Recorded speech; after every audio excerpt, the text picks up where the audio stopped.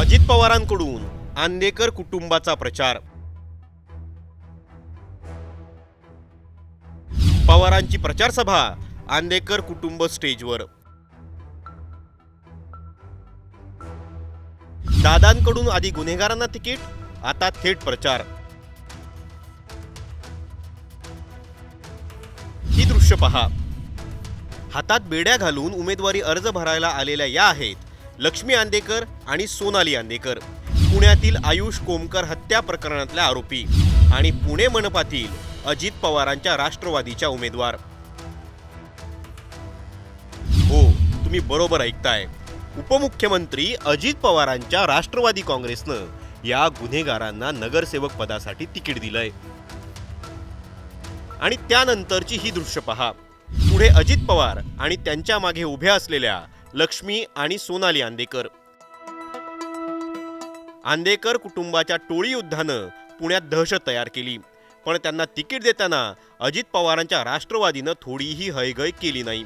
Police बंदोबस्तात बंडू आंदेकर, सोनाली आंदेकर आणि लक्ष्मी आंदेकर या तिघांनीही अर्ज भरला आणि तोंडाला स्कार्फ लावून फिरणाऱ्या आरोपी अजित पवारांच्या पाठिंब्याने उघड्या चेहऱ्यानं पुणेकरांपुढे गेल्या।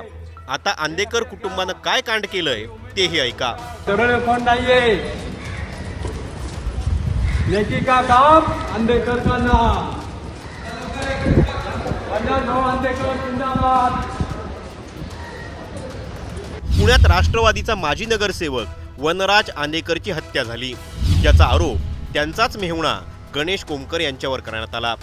याचा बदला घेण्यासाठी गणेशचा मुलगा आयुषला टार्गेट केलं गेलं।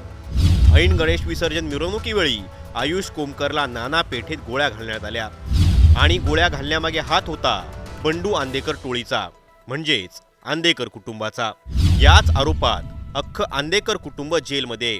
पण असं असतानाही या कुटुंबापैकी तब्बल तिघांनी निवडणुकीच्या रिंगणात शड्डू ठोकलाय, ज्यात बंडू आंदेकर, लक्ष्मी आंदेकर आणि वनराजची बायको सोनाली आंदेकर ही होती।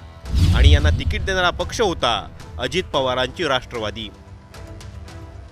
गुन्हेगारांचं समर्थन करत असल्याचे अनेक आरोप अजित पवारांच्या राष्ट्रवादीवर नेहमी होतात। टग्यांनाच अजित पवार संधी देतात हेही आरोप विरोधक करतात। पण पुण्याच्या या निवडणुकीतून हे आरोप नाही तर तथ्य असल्याचं दिसतं।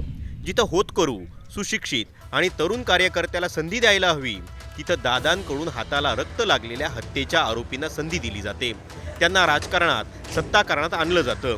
जेलमधून हे राष्ट्रवादीच्या बॅनरखाली अर्ज भरतात आणि त्यांच्या प्रचारासाठी अजित पवार पुण्यात सभाही घेतात। या गुन्हेगारांना निवडून देण्याचं आवाहन करतात आणि खरे कार्यकर्ते फक्त सतरंजा उचलत राहतात। खुद्द उपमुख्यमंत्र्यांनी अशा गुन्हेगारांचं समर्थन करणं, त्यांना तिकीट देणं आणि मतदारांपुढे त्यांच्यासाठी सभा घेणं तुम्हाला खरंच योग्य वाटतं का? तुम्ही अशा उमेदवारांना मतदान करणार का? आम्हाला कमेंट बॉक्समध्ये नक्की सांगा। आणि अशाच बेधडक आणि सत्तेला प्रश्न विचारणाऱ्या व्हिडिओसाठी टाइम्स नाऊ मराठीला सबस्क्राईब करायला विसरू नका।